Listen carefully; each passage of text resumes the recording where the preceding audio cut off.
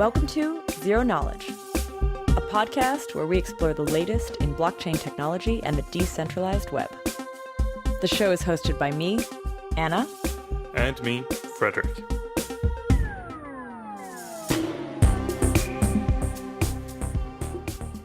Finally, an episode about zero knowledge on the Zero Knowledge podcast. Today, Anna and I sit down to talk intro to zero knowledge proofs.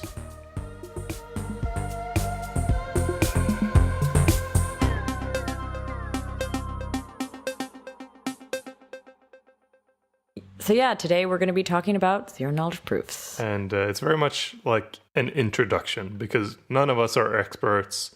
I've never coded up a zero knowledge proof implementation of anything. I've never even used a zero knowledge proof library. The greatest extent of usage I've had is using Zcash. So I think we're both noobs in this area, but we've been reading and we're trying to break it down to a level that you can get an intuition for it at least. And we do hope you'll bear with us too. We are trying to describe a pretty complicated concept in a podcast, but we have really, we've thought about it. I think we have some ideas on how to get this across. Cool. So do you want to just do that? What's a zero knowledge proof?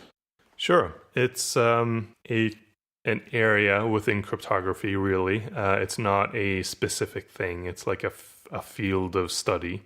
And really, a zero knowledge proof is a method by which a prover, like party one, a prover, can prove to another party, the verifier, that he or she knows some statement. So they can either prove a universal statement, like there is a solution to this problem, or they can prove some knowledge, like I know the solution to this problem.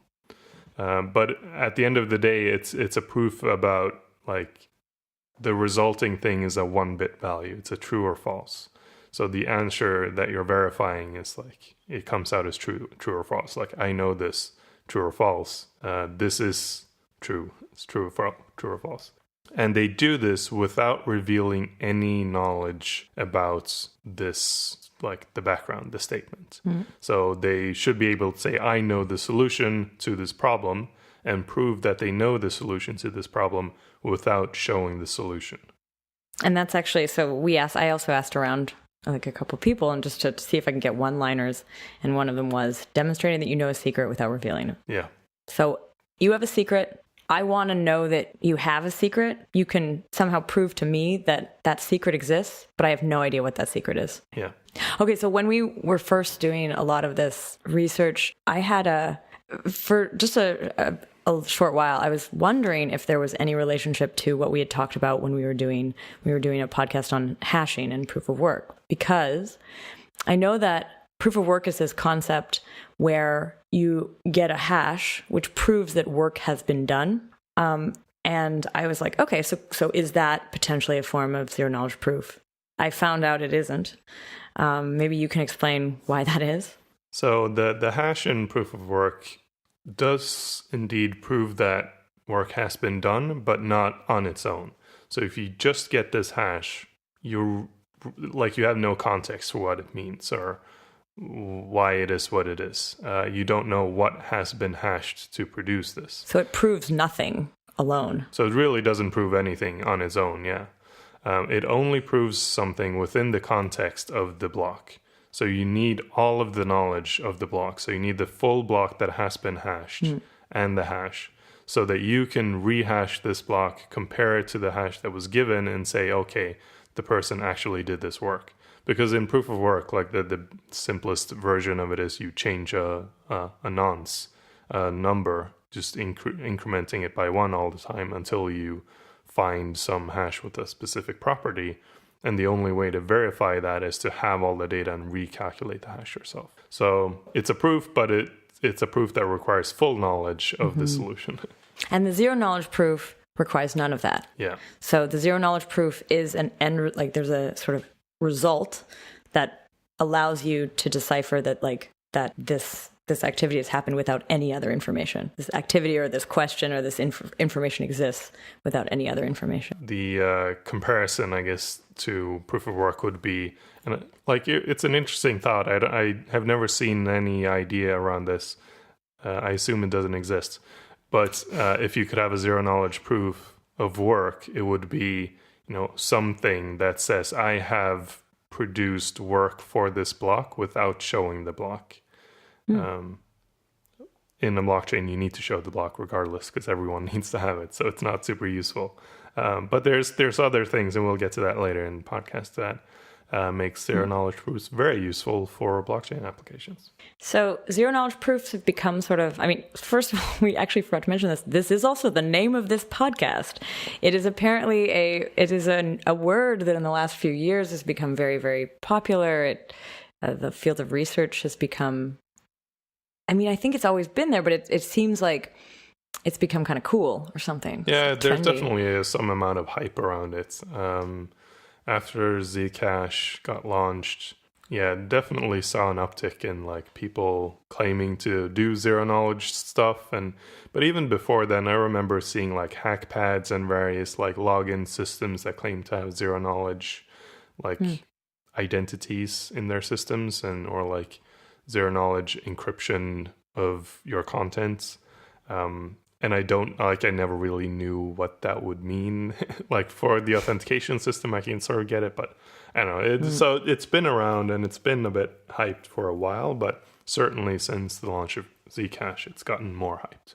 But it's actually an older concept. So it comes from the 80s. It was in 1985 that the original paper on zero knowledge proofs came out from MIT researchers, Goldwasser.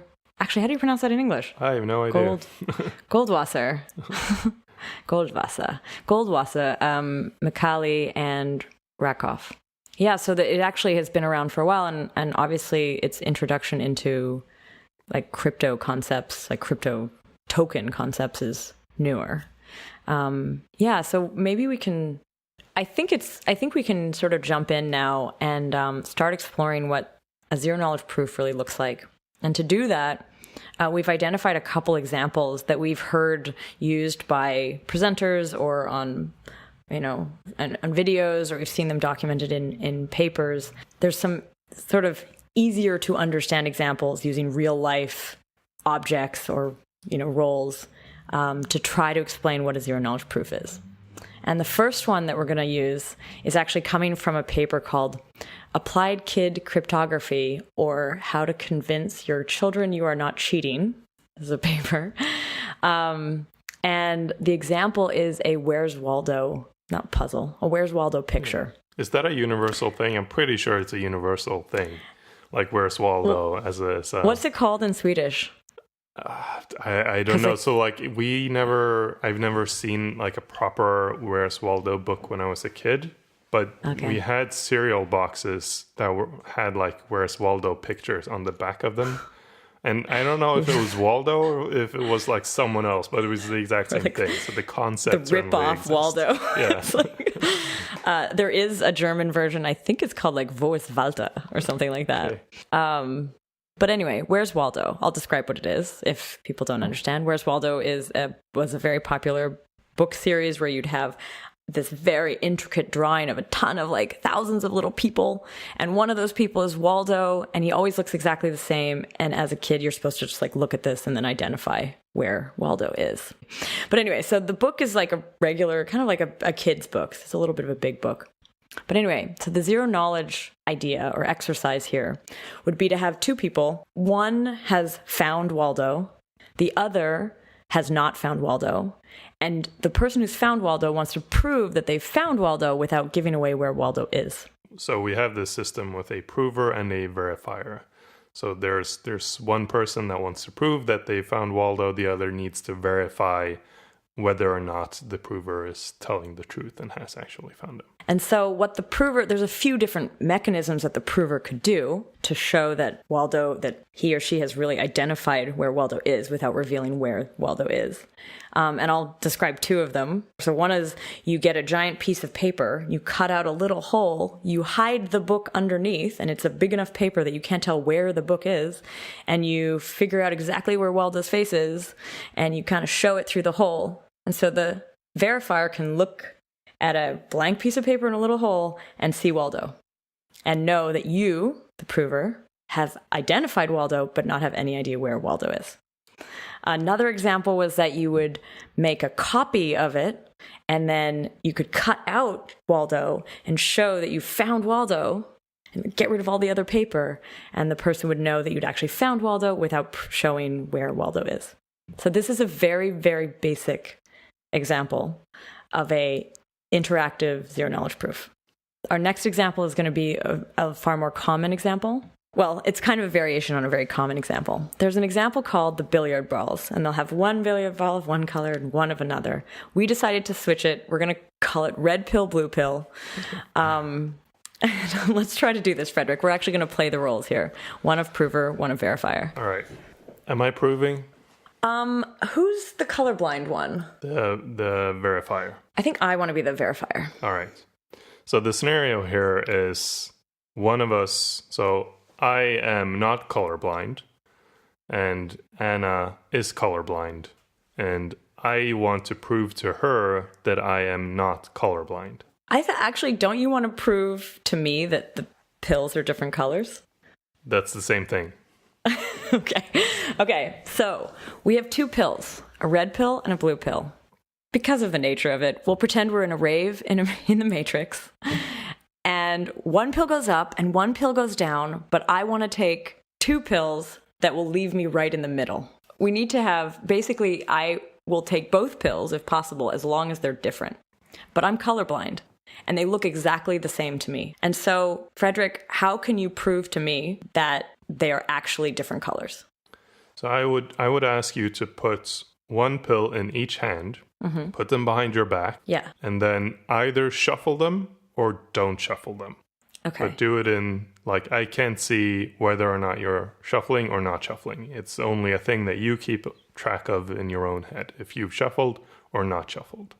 So I always know, I know that, the red pill's in my left hand, the blue pill's in my right hand, and then I can either I can switch them. You don't know which is in which hand. True. To me, there's two purple pills in my hand, but I do know if I've switched it or not. Yeah. And so I ask you to either switch them or not switch them, and then bring them out and show them to me. And I'll say, yes, you switched them. Because I can see the colors, clearly. I can see whether or not you switched them, because it's super obvious to me that they're in the same place or they're not. And so now I say, yes, you've switched them. But with only one example, you could be lucky. You could have just been oh, yeah, they're both, in reality. So say they weren't different colors. They're both purple. You just say switch, and I actually switch them. You happen to be right. Yeah. But now if you redo this, if you again I put the pills behind my back, I switch them again, I pull them out. If you are able to correctly call each time I switch or don't switch, then I can then know that you're telling the truth. So on the first attempt, I would have a 50-50 chance of guessing the right answer. And then the probability goes down. Maybe after 10 guesses, it's still pretty, it's unlikely that I'd guess correctly 10 times in a row. Yeah. But after 100 times or 1,000 times or 1,000,000 times, surely I know for sure that they are different colors and which color is which. And I can then trust that you have, in fact, been telling the truth, that there are two pills with two different colors. And it's zero knowledge because I don't actually have to tell you which color is which. The only information I reveal is whether or not you have switched them, which you already know. So I don't actually have to tell you anything about their colors, and there's no information exchange other than the fact that they're different. You now know that I can see them as different colors. maybe we can sort of use this example to talk a little bit about like the features of zero knowledge proofs, because those are quite well defined. So in this example, well, in all zero knowledge examples, you should be able to prove three main things. This is like the definition of a zero knowledge proof is these three properties. So a zero knowledge proof must have soundness, completeness, and zero knowledgeness, which is a real word. I'm not sure, like, if a field like in academia or something makes up a word, does that make it a real word, or is it a made up word still? It's on Wikipedia. No. Okay, so how is this sound? So the definition of soundness is, if the statement is false, no cheating prover can convince the honest verifier that it is true, except with some small probability. Put more simply, only if it is true will I be able to prove that it's true. So basically, I can't construct a proof that lies. And like in this example, because Fredrik was correct each time, it would have been impossible. If I was lying and was actually colorblind, I would guess wrongly at some point. Exactly. So there is this probability aspect of it. There is, to my knowledge, I don't know if there can be a zero knowledge proof that doesn't have a probability aspect to it. I think that this is clear here because it says except for some small probability. So essentially, like in this example, we only know with some probability. Like the probability gets smaller and smaller the more tests we do, but like you can choose your how comfortable you are with what probability. So the next feature, as mentioned, was completeness. If the statement is true, the honest verifier will be convinced by this fact by an honest prover. So the way I would kind of think about this, and it sounds very similar to the previous one because it actually kind of is, but only if I have the knowledge will I be able to prove it. So in the previous one, I said like only if it's true will I be able to prove it. And now it's like only if I have that knowledge will I be able to prove it. So I can't prove something, like even if it exists, like even if it is true, but I don't know it, I can't prove it. So in the blue pill, red pill example, like I have that knowledge of which color is which, but maybe like if I could see color, but wasn't looking at the situation, I still couldn't construct a proof. Like even if the property that lets me construct a proof exists, but I don't have the knowledge, I can't construct it. So soundness is sort of prover can't cheat, and completeness is that the verifier will be convinced by an honest prover. And the last of the three core features, so we've covered soundness and completeness. So far, it's zero knowledginess. I mean, this spelled different ways. Zero knowledgeness. Zero knowledgeness is if the statement is true, no verifier learns anything other than the fact that the statement is true. And so actually in this case, I didn't know which one was red or which one was blue. I only knew that they were different. Yeah. So the statement that we're proving in this example is they are different. It's not this is blue or this is red. That might not be information that I want to divulge. So that's the only thing I'm proving, and I'm not giving you any more information than that. So that's the zero knowledgeness. Zero knowledgeness actually means that you're giving one bit of information. So it's not 0 bits, but because that would be completely useless. It means that you don't give more than one bit of information. But this is interesting too, because I think zero knowledgeness also covers the fact that a third party or someone, every verifier, anyone else, is this true? Could actually also somehow verify it? Yeah. So we'll get to this, but there's interactive and non-interactive proofs. In an interactive proof, it's two parties playing a role and like talking to each other. In a non-interactive proof, you could publish this proof and then anyone can verify it without gaining any information. So that's certainly the zero knowledgeness is an inherent property of zero knowledge proofs, but it also means that you can construct proofs that you can distribute freely without sharing information. And maybe we can we're going to give one more example in a bit more detail where we can actually show a non-interactive. This is a bit more complicated, but I think it's a really good one. We will be sharing some links in the show notes for this episode because sometimes it is really good to also look at the visuals. But Fredrik, do you want to go ahead with Sudoku? Yeah. Non-interactive example. So I think that this example is useful to bring up because it's an example of a non-interactive proof. So I said, interactiveness means there's two parties that need to talk to each other. There's a sort of a challenge-response mechanism going on. And in a zero-knowledge proof, we always need this challenge-response mechanism. But we can sort of generate challenges and reply with all the responses at once. And then the verifier can just take all of this data and verify it on their own. So that's what a non-interactive zero-knowledge proof is. So the Sudoku example is...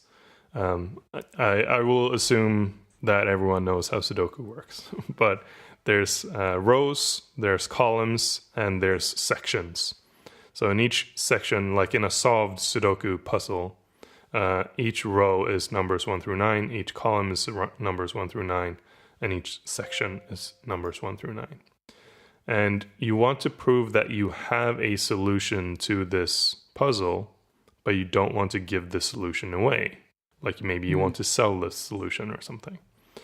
And so what you can do is you take cards with numbers on them, 1 through 9. You need 243 of these cards. It's 9 times 9 times 3, because there's 3 like categories. There's rows, columns, and sections. So on each square, you either know the value, like it's printed on the puzzle, or you don't. And for the known ones, you put like that number 3 times 3 of that card on top. For the other numbers, you put the cards face down. And then to construct the proof that you have a solution, you take the top card from all of the rows, construct 9 piles of cards from them. So you have 9 rows, like all the rows have piles and each one of those piles will have the number 1 through 9 in it. And so then you take all of the columns, the top card from every square in the column, create 9 piles of cards out of them, and then you create 9 piles of cards with the last ones remaining from each section. So you have 27 piles, and you shuffle each of these piles, and then you send them all to the verifier. Now the verifier... But you keep all of these separate, so you're keeping like each row, you had 9 cards, you can shuffle them, so the order is totally out of whack, but it's still 9 cards. Exactly. Each pile is shuffled, but then you send them like, here's row 1 pile, here's a row 2 pile, here's column 1 pile, here's section 1 pile, etc. So they can go through each of these piles in turn and look through them. And they'll only see numbers 1 if the solution is correct, they'll find the numbers 1 through 9 in each pile. And then after having gone through all the piles and verified that the numbers 1 through 9 are in each of the piles, they can be assured that I actually had the solution to this. And this is a non-interactive proof because any third-party person who wasn't even witness to like the sharing of this information at all, or the cards, or the anything, can come and look at those piles and actually see the same thing and be able to verify the same thing. So to verify this, you need to have some trust that the prover has followed this protocol, that they're not just they're not just putting piles together with 9 cards next to a Sudoku, an empty Sudoku board. Yeah, exactly. So that's where the zero knowledge proof bits get difficult. Is like, how do you prove that someone is following this protocol? And in this case, there's like, we can't go into detail, but there's like, you could have some commit schemes where you basically tag each of these cards with some identifier and then pre-commit to saying, it should be in this order, and then you hash that and you share that as well. blah, blah, blah. There's like a way that you could cryptographically secure that they're following the protocol. So they'd need that along with the piles to be assured that they're not lying. And that's where the hash comes back in. Yeah. Hashes are kind of everywhere in cryptography, and they're a very important part of our world. I love this example, but I have this one question, which is like, why would you actually need to have any cards face up or face down? If in the end you're getting piles of like cards 1 through 9, all shuffled. So I mean, I don't understand why that actually is part of this. Yeah. So I think that's part of the proof that someone is actually following the protocol and how you deal with these like commit schemes. But essentially, if you imagine this as an interactive protocol, where there's the person you want to prove that you have the solution to standing next to you, you placed out the face-up cards to prove that you have the solution to the puzzle that they gave you. That is not a solution to just any random puzzle, because any random puzzle would produce the same sort of outcome. So the face-up ones are important to show that you're solving this particular puzzle. Okay, cool. As I said, this Sudoku example actually has an interactive and a non-interactive version, and that's usually the case. Like if you're reading online about zero-knowledge proofs, and you'll very often come across these interactive examples because that's the easiest way to explain these things. And it's how they were first developed. So once you start digging into this a little bit deeper, but like still scratching the surface, but you'll dig into this problem of like graph coloring and transforming problems onto graph coloring problems, and how you can construct zero-knowledge proofs for that, etc.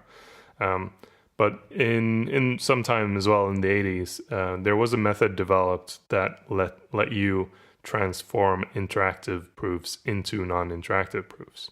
So by having cryptographically secure hash function, you basically use a hash function to generate randomness, or to like create, like to pick challenges in this protocol. So you still have this like interactive aspect, but you're generating challenges by yourself on your own side.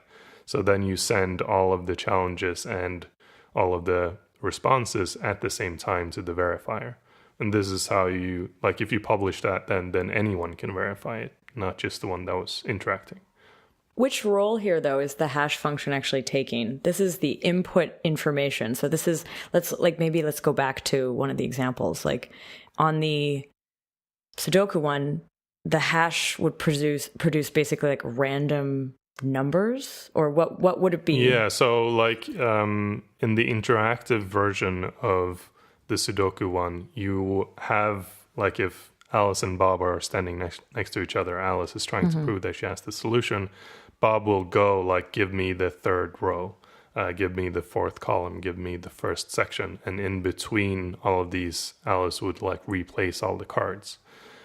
But if you don't want to do this, you could like take all of the cards and their positions and everything, hash that.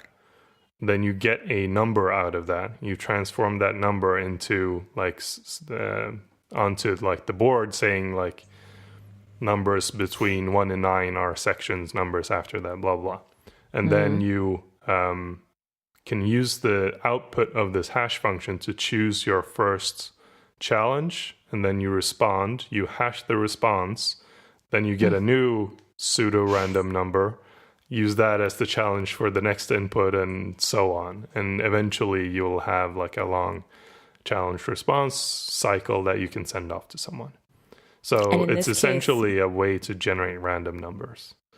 And you don't need then, like the verifier, or like the prover is an algorithm. It's just the hash. Yeah. It's not a person anymore. And the verifier still somehow needs to exist. Yeah, but then they it's get all one-sided. the data at once, and they can just like parse through all the data and verify everything at once. We've still really just scratched the surface of zero-knowledge proofs. This is like very introductory. We're just trying to get some of the concepts sort of clear for ourselves. We will be in future episodes going deeper on a lot of these things. But I think in this episode, we can at least touch on like some of the use cases of these things. So these zero knowledge proofs have existed since 1985. They've been used. We know they're being used in blockchain technology, but what else are they being used in? Yeah, I mean, to me, I will often learn by looking at real world examples or like, getting my hands dirty working on something. And they have been in use for a long time in various areas before blockchain. I think the most obvious one is like authentication systems that use these schemes. So when you log into whatever Facebook, you actually send your password in plain text to Facebook. Then on their side, they're hashing that password and comparing it to the hash that's stored in their database. So they don't store your, well, presumably, because we can't know, but they presumably don't store your password in plain text. But they still get it, like their servers are still getting it. So if you don't want to share your password at all, I mean, one way would be to hash it on the client side and then send that hash to them. But sending the hash to them for something that's as small as the password is actually still like giving them quite a lot of information.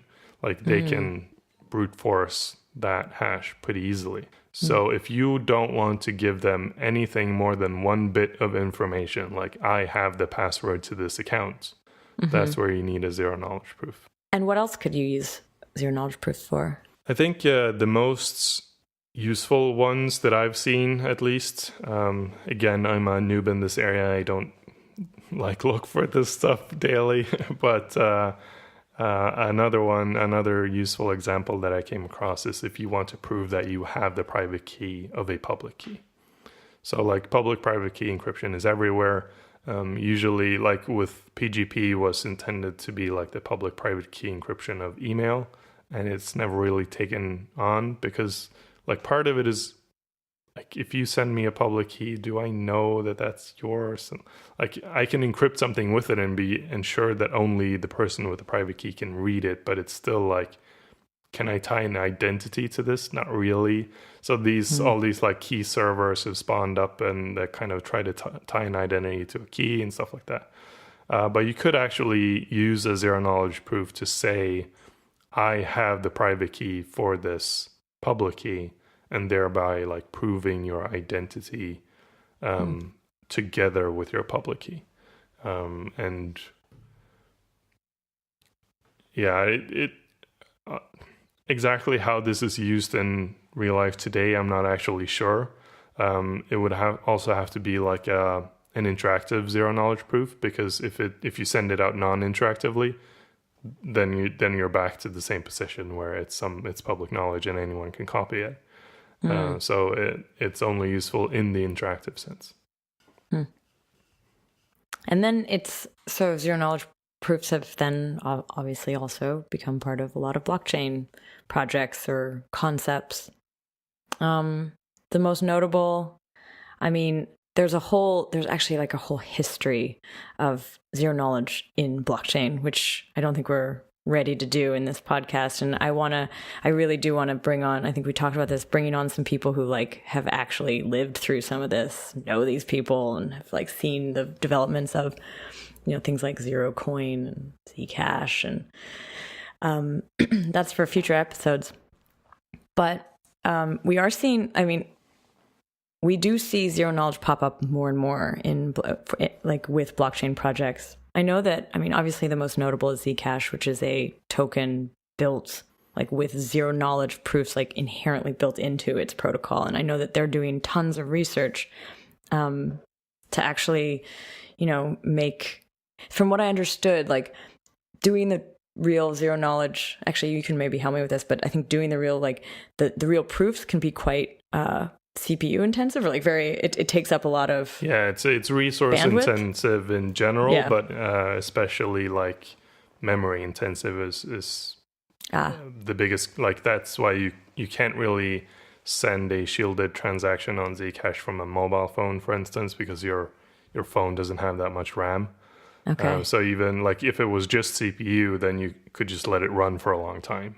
But because But you this is don't actually actually- have that much RAM, it's literally impossible on most phones. Wow.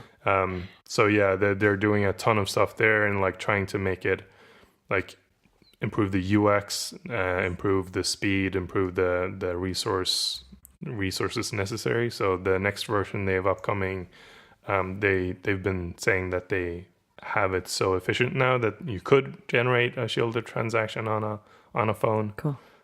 So yeah, there's tons of stuff and active research in this area. And then some of the words that are often brought up are things like the ZK snarks, and sometimes we hear about Starks, which is apparently the future version. Yeah. Pure theory at this point.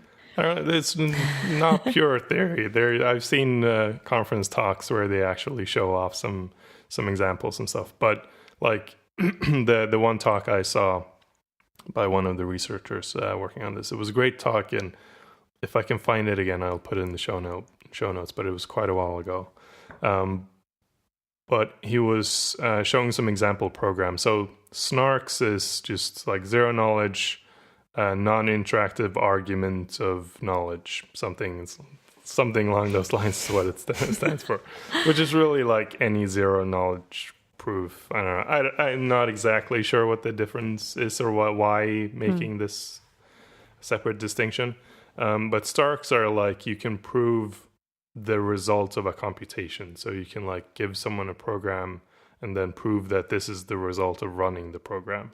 And you can verify that this is the result of running the program without running it yourself, which is super like useful in a blockchain context, like massively useful. But the input program was something stupidly simple, and it took like 200 gigs of RAM or something to generate the proof. Okay. So it was just like it's not feasible right now to use it for anything, but it's still like it exists. It's a thing. So Cool. It just needs to be improved. And then we've also seen like zero knowledge library, or like actually more like ZK snark libraries. So that like these are basically just like taking ZK snark. It's usually ZK snarks, right? Yeah. Like I don't know if maybe snarks is the new way of saying zero knowledge proofs, or like just like it's a specific subset of zero knowledge proofs that are useful. Like an interactive zero knowledge proof is not actually all that useful, usually at least. You need it to be non-interactive. So then like that is a snark, essentially a non-interactive zero knowledge proof. But we do see people building libraries that people can then use to implement zero knowledge proofs or snarks into their blockchain projects or... Yeah, into any project. So at the ZK Summit, the event we held a couple of weeks ago, there was a presentation by Howard Wu on libsnark, which is a C++ library for snarks. And it's a great library. It just like has a wide API covering all kinds of snarks and how to use them. And I haven't dug into that library and like which languages have bindings to it or whatever. It's something that I want to do. But certainly, like with this library in hand, you can use this today. Like there's no issue here. You don't have to go in and know a ton of stuff. You can just like use this library. You don't have to re-implement the world here. Cool. Well, I mean, we've covered a lot of ground in this episode. Do you have any last thoughts on zero knowledge proofs, Fredrik? I think there's huge potential. And I think it's really like the area is really cool. It's like new to a lot of people, but it's also like old to a lot of people. So I think the more cross work we can get here, the better. Like actually, like to me, this is almost a way to involve real cryptographers in cryptocurrencies. Yay! Which would be good. And it has huge potential for a lot of stuff. Like I was at this sharding summit and we were talking about using zero knowledge proofs as a means to compress a like Merkle tree path. So if you go, this is a whole podcast episode in itself, but there's a thing called stateless clients. In the stateless client model, you need witnesses for transactions, basically saying, this is a valid transaction. So you send a witness with it. But these witnesses can be really long. Like they're series of hashes that point to a specific place in a Merkle tree. And you can actually use a zero knowledge proof to say that, like, this is proof that this transaction references only this path in the Merkle tree. So you compress the whole tree into like one zero knowledge proof, which is much smaller. So it's like a compression mechanism. And yeah, there's tons of applications, and I'm excited to see where all of this goes. I have a last thought on zero knowledge as well. I do want to sort of admit something about the name of this podcast, if I can. We didn't originally name the podcast Zero Knowledge. The idea came up, I think Jack suggested it, and we thought it was kind of cool. Sort of a double entendre. There's like zero knowledge proofs, and then there's like, we don't know anything zero knowledge. The podcast hosts have zero knowledge. The podcast hosts have zero knowledge. But I think what's really cool about it is it's actually has put us very much in the face-to-face with the zero knowledge community and the academics and the groups that are doing work on this. And it's extremely exciting, and it's a really cool sort of theme or concept to, if you want to look across a ton of different blockchain projects and not necessarily get caught up with some of the sort of groupings that we see happening in the ecosystem. Zero knowledge is actually a really cool way to do it, because there's a lot of different groups who are playing with it in different ways. And it's turned out to be like, yeah, it's just kind of cool coincidence, or cool turn of events that we happen to sort of pick that name and then actually find this fucking awesome and find this great community around it.